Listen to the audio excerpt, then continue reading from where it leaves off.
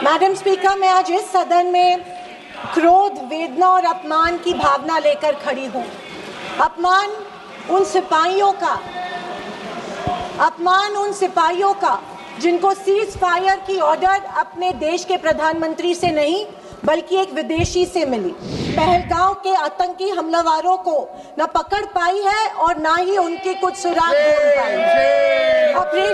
Operation सिंदूर नाम सुनने में देशभक्ति का लगता है, लेकिन असल में ये सिर्फ मीडिया पर किया सरकार का एक तमाशा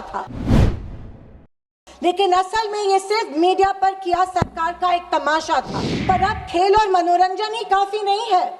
किसी महत्वपूर्ण इलेक्शन के पहले आतंकी हमला और फिर सरकार की जवाबी कार्रवाई।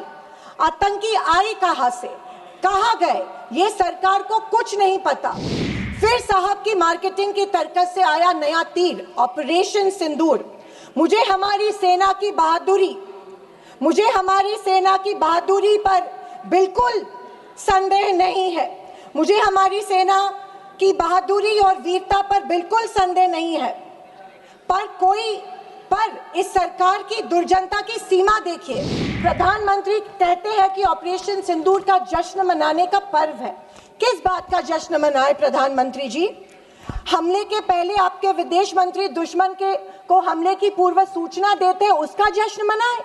इसी का असर ये था कि हमारे जेट्स गिराए गए, क्या इसका जश्न मनाए? माननीय speaker madam, thank you. Speaker महोदय, आज मैं इस सदन में कैमरा येऊ देना मैडम, कैमरा। मैडम स्पीकर, मैं आज इस सदन में क्रोध, वेदना और अपमान की भावना लेकर खड़ी हूँ। अपमान उन सिपाहियों का जिनको सीज फायर की ऑर्डर अपने देश के प्रधानमंत्री से नहीं बल्कि एक विदेशी से मिली। वेदना उन परिवारों की जिन्होंने पहलगाम के आतंकी हमले में अपने परिजनों को खो दिया, और क्रोध इस सरकार पर जो आज तक पहलगांव के आतंकी हमलावरों को न पकड़ पाई है और न ही उनके कुछ सुराग ढूंढ पाई। ऑपरेशन सिंदूर नाम सुनने में देशभक्ति का लगता है, लेकिन असल में ये सिर्फ मीडिया पर किया सरकार का एक तमाशा था। कोई नहीं बता रहा है कि इस ऑपरेशन में हासिल क्या हुआ, कितने आतंकी पकड़े गए, हमारे कितने फाइटर जेट्स गिराए गए, कौन जिम्मेदार है, कौन किसकी गलती है। इसका हिसाब देने का दायित्व इस सरकार का है, मगर देश में सवाल पूछने पर ही पाबंदी है, क्योंकि ये सरकार सवाल सुनना ही नहीं चाहती है, बल्कि ये सरकार जवाबदेही से ही भागती है। अध्यक्ष महोदय, आज की परिस्थितियों को देख मुझे रोम में बने कॉलिसियम की याद आती है। विश्व की सबसे अविस्मरणीय और पुरानी इमारतों में एक है। रोम में बनी कॉलिसियम मनुष्य की कल्पकता और निर्माण क्षमता का एक अभूतपूर्व मिसाल है, पर इसके अलावा वो एक गंदे और घिनौनी राजनीति का भी प्रतीक है। कहा जाता है कि इसका निर्माण उस समय की जनता को खेल और मनोरंजन में उलझाए रखने के लिए किया गया था, ताकि जनता का मूल मुद्दों पर से ध्यान भटक जाए। कुछ ऐसा ही आज हमारे देश की सरकार करती प्रतीत हो रही है। पर अब खेल और मनोरंजन ही काफी नहीं है। किसी महत्वपूर्ण इलेक्शन के पहले आतंकी हमला और फिर सरकार की जवाबी कार्रवाई। आतंकी आए कहां से, कहां गए, ये सरकार को कुछ नहीं पता। पर हमें पड़ोसी देश पर आक्रमण करना है और उसके आधार पर वोट बटोरने हैं। पहलगाम के आतंकी हमले में मारे गए बेगुनाहों की अभी चिता भी ठंडी नहीं हुई थी कि देश के प्रधानमंत्री बिहार में चुनावी रैली संबोधित करने गए। कोई जिए कोई मरे, इनको कुछ फर्क नहीं पड़ता। ये 24/7 चुनावी मोड में रहते हैं। फिर साहब की मार्केटिंग की तरकस से आया नया तीर, ऑपरेशन सिंदूर। मुझे हमारी सेना की बहादुरी पर बिल्कुल संदेह नहीं है। मुझे हमारी सेना की बहादुरी और वीरता पर बिल्कुल संदेह नहीं है। पर इस सरकार की दुर्जनता की सीमा देखिए कि सेना के जवानों को लड़ने जरूर भेजती है, पर हमला होने के पहले दुश्मनों को आगाह भी कर देती है। वाह, ये हमारे परराष्ट्र मंत्री का बयान था। क्या यही कारण है कि हमारे जेट्स दुश्मन के द्वारा गिराए गए? क्या ये हमारी सेना के जवानों के जानों के साथ खिलवाड़ नहीं थी? खैर, जो इंसान मानता हो कि इस सेना के जवान की तुलना में एक व्यापारी ज्यादा खतरा मोल लेता है, उससे हम अपेक्षा ही और क्या करें। ये मूर्खता है या फिर देशवासियों को मूर्ख बनाया जा रहा है? ऑपरेशन सिंदूर से देश को क्या हासिल हुआ?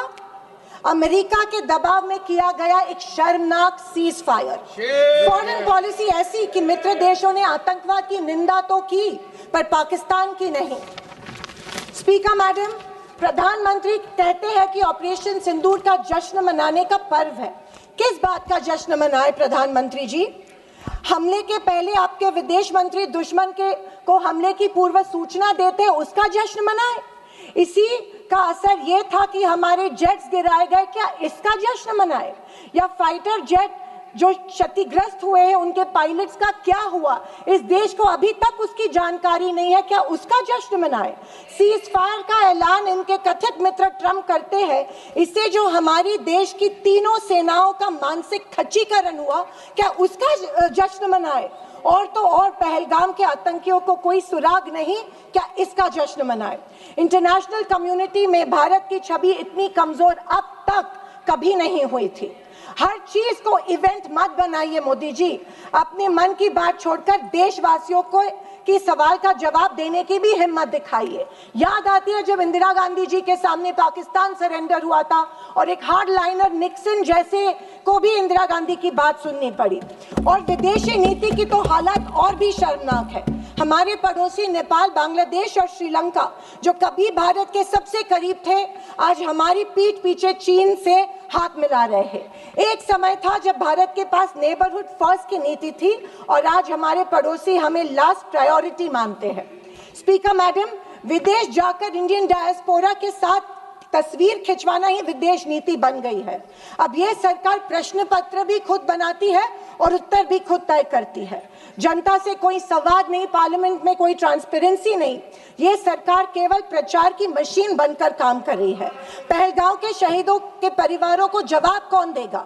सरकार की कूटनीति की असफलताओं को जवाब कौन देगा?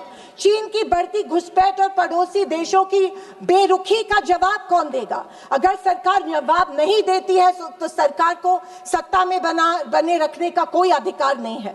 विपक्ष का हर सांसद लोगों के सवालों को उठाता रहेगा और अगर सवालों से डरती है तो कुर्सी छोड़ो। ये कुर्सी, ये पद जवाबदेही का है, सिर्फ इवेंट सेलिब्रेशन का नहीं है। और अंत में मैं इतना ही कहना चाहती हूँ कि आवाज न सुनी हमारी, कुछ गम नहीं। आवाज न सुनी हमारी, कुछ गम नहीं। मजलूमों की चीखें तो सुन लीजिए।